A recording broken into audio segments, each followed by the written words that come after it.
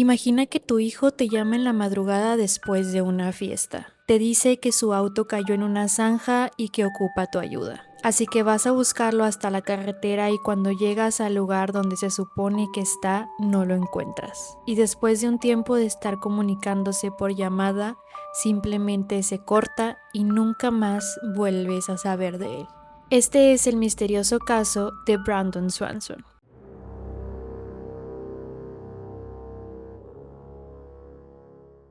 Brandon Swanson nació el 30 de enero de 1989 en Marshall, Minnesota, Estados Unidos.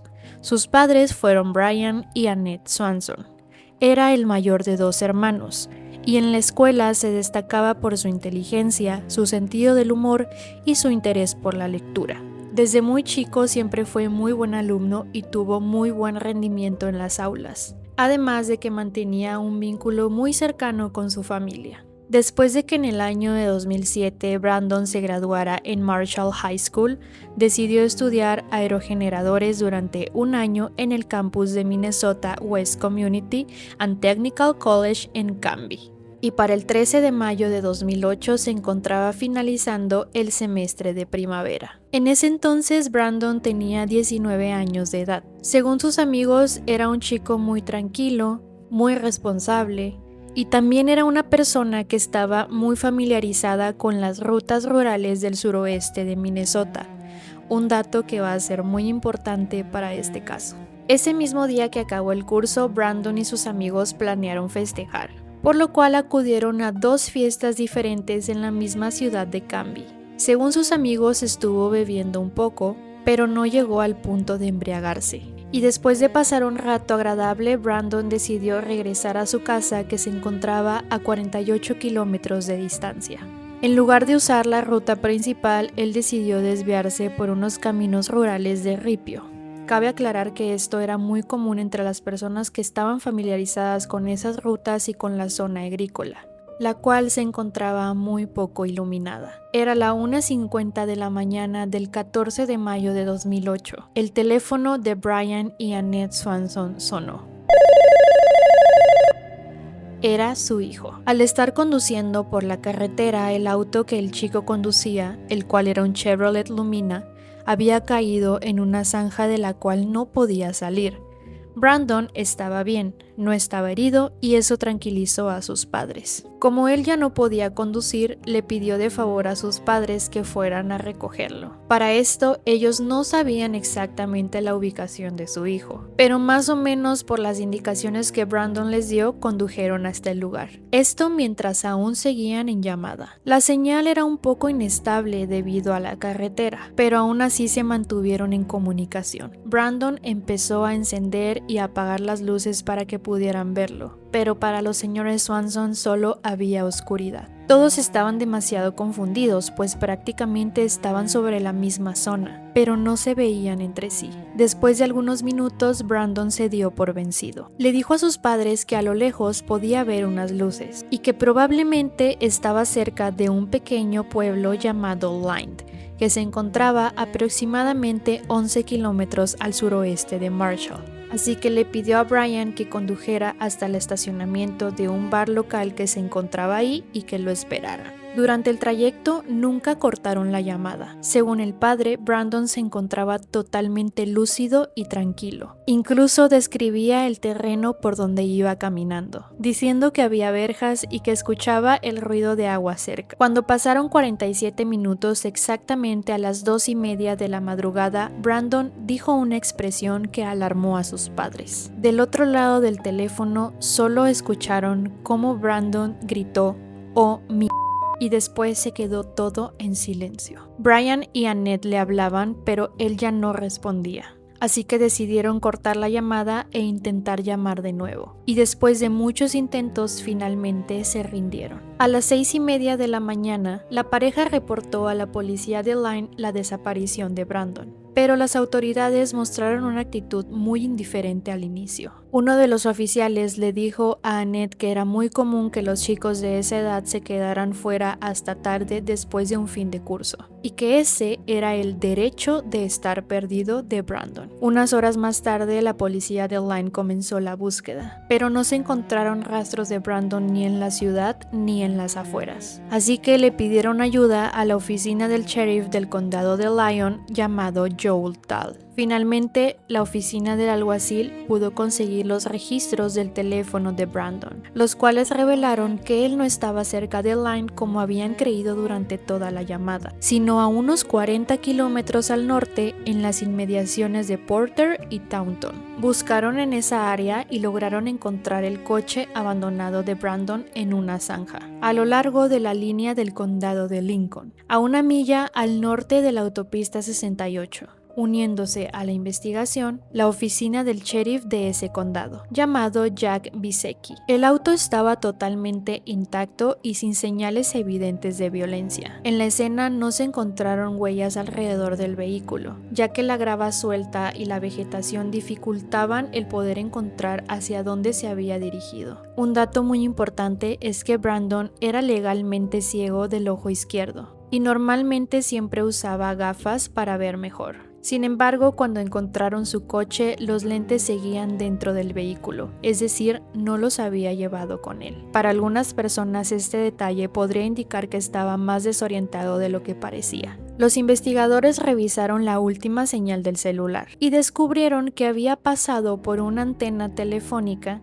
ubicada cerca de Minnesota. Después de analizar los datos, el 15 de mayo concluyeron que la llamada se había realizado desde algún lugar ubicado a menos de 8 kilómetros de esa antena. Con esa investigación concentraron la búsqueda en esa zona. Como parte del área que debían revisar se extendía hasta el condado de Yellow Medicine, las autoridades de ese condado también se unieron a la búsqueda. Desde esa área, el sheriff Joel Dahl podía ver una luz roja en la parte superior de un silo de granos ubicado en Taunton.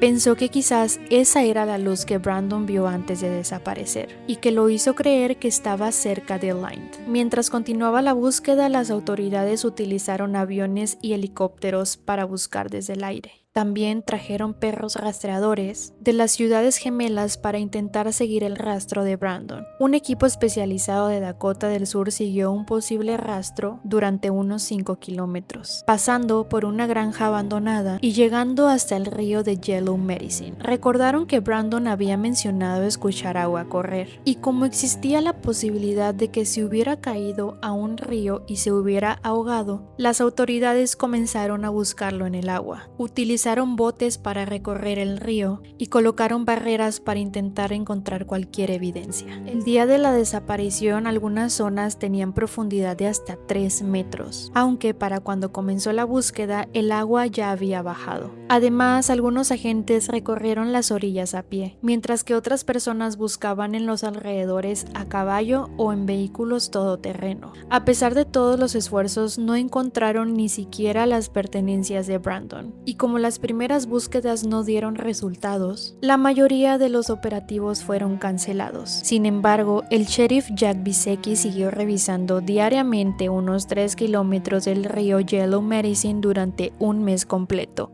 por si aparecía alguna señal de Brandon. Mientras tanto, su familia nunca perdió la esperanza.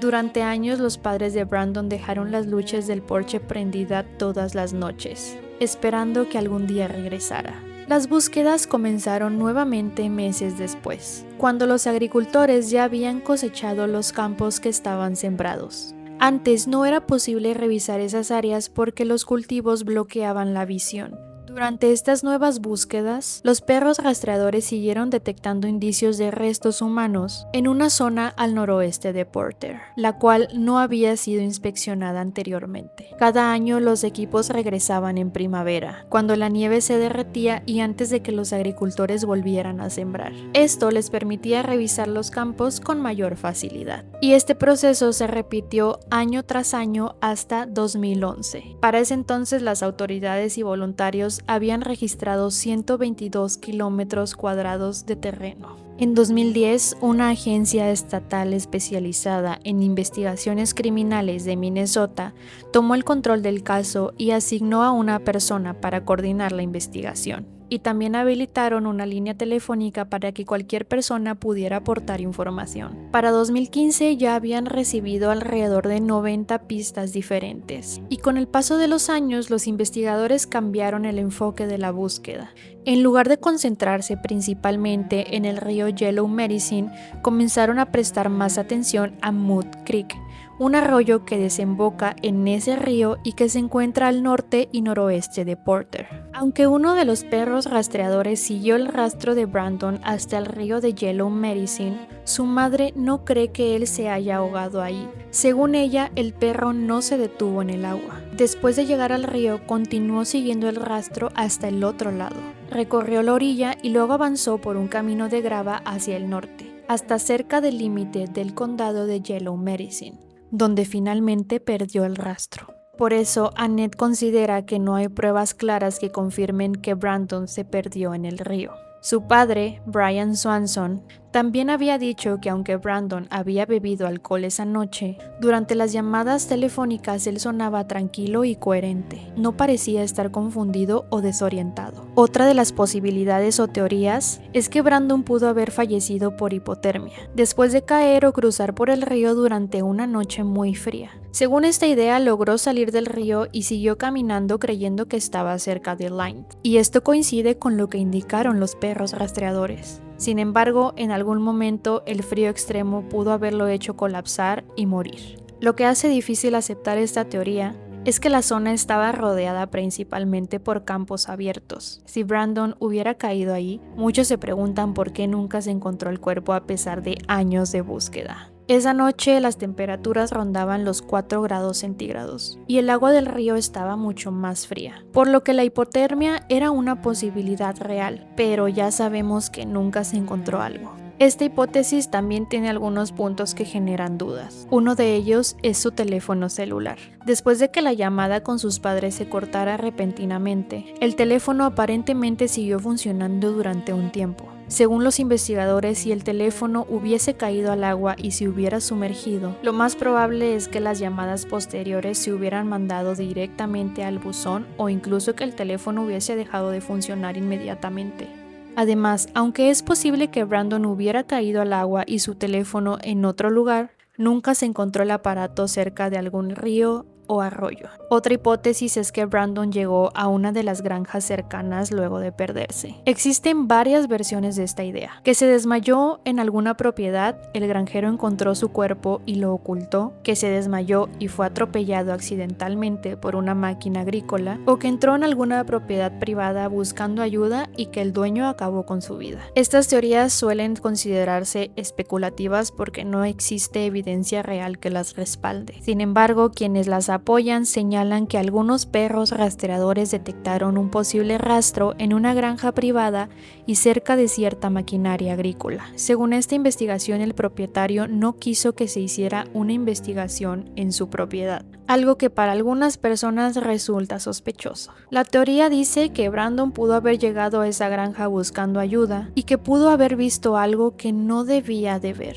El caso de Brandon está en la lista de las personas desaparecidas del FBI. Algunas personas dicen que los nombres en esta lista están involucrados en actos sucios, pero esa información no es correcta. Estar en la lista de desaparecidos del FBI no significa que la persona estuvo involucrada en actos criminales. Muchas personas aparecen aquí simplemente porque sus casos son inusuales, sin resolver o requieren apoyo federal para la investigación. Por último, se plantea que Brandon no fue víctima de un accidente ni de un crimen, sino que decidió desaparecer voluntariamente y comenzar su vida con otra identidad. Sin embargo, las personas que han investigado el caso consideran que esta posibilidad es poco probable. La razón principal es que después de haberse quedado atascado en su automóvil, Brandon continuó la llamada durante un largo tiempo con sus padres. Todo indica que estaba tratando de ser localizado y no de escapar. Además, no existe evidencia de que hubiera planeado una nueva vida. No había retirado dinero ni había dado señales de querer desaparecer esa noche. Después de la desaparición de Brandon, su madre Annette recordó que quedó muy impactada por la respuesta que la policía le dio cuando ella intentó denunciar el caso. Cuando les dijo que Brandon era un adulto, le respondieron que él tenía derecho de estar perdido, es decir, que legalmente podía irse por su cuenta y no mantener contacto con nadie. Pero Annette estaba convencida de que algo grave había pasado. Como madre sabía que su hijo no había desaparecido voluntariamente, y debido a esta experiencia, ella y Brian comenzaron a impulsar cambios en las leyes de Minnesota para que las autoridades investigaran de inmediato las desapariciones de adultos,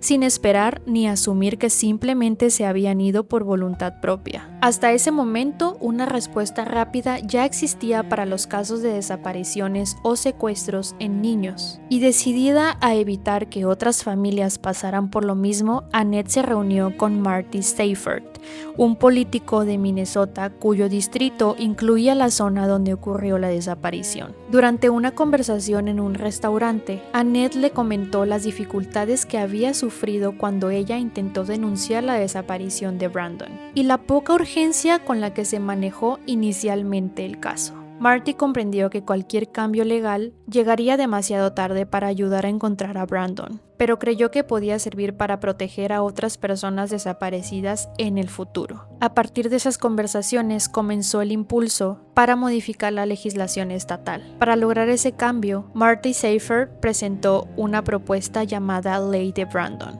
La idea era simple: modificar la ley estatal para que las autoridades actuaran rápidamente, no solo cuando desapareciera un niño, sino cuando desapareciera cualquier persona en circunstancias preocupantes. Y al mismo tiempo, el senador Dennis Frederickson presentó una propuesta similar en el Senado de Minnesota. Ambos proyectos fueron aprobados por los legisladores, y en mayo de 2009 el gobernador de Minnesota firmó la ley. Los padres de Brandon y su hermana estuvieron presentes durante la ceremonia. La ley de Brandon cambió en la forma en la que la policía debe de actuar cuando se reporta a una persona desaparecida. A partir de esa ley, los agentes no pueden asumir que simplemente la persona decidió irse por voluntad propia. Primero deben de investigar si se trata de una situación peligrosa. Además, si creen que existe algún riesgo, deben de avisar inmediatamente a las agencias policiales cercanas para coordinar esfuerzos. La ley también establece claramente qué departamento de policía será el encargado. Esto se incluyó porque en el caso de Brandon hubo confusión debido a que la búsqueda involucraba a distintos condados. Otro cambio importante es que la policía ya no puede negarse a aceptar un reporte de investigación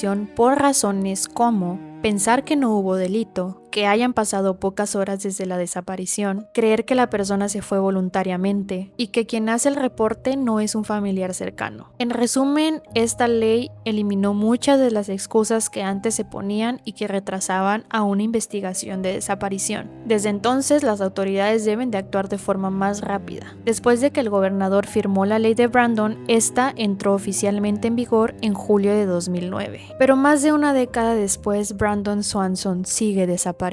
No hay un cuerpo, no hay respuestas y no hay una explicación que encaje por completo con lo ocurrido aquella noche. Solo queda una llamada interrumpida, una búsqueda que nunca terminó de dar resultados y una pregunta que sigue sin respuesta. ¿Qué pasó con Brandon Swanson? Y hasta aquí el video de hoy. Espero que lo hayan disfrutado muchísimo. Ya saben que agradezco siempre sus comentarios y si tienen nuevas sugerencias para videos y casos que quieren que traiga al canal, me lo pueden dejar aquí abajito. Por acá les voy a dejar mi Instagram, ya que por ahí estoy más en contacto con ustedes. No me queda más que agradecerles por estar aquí y nos vemos en un próximo video. Bye.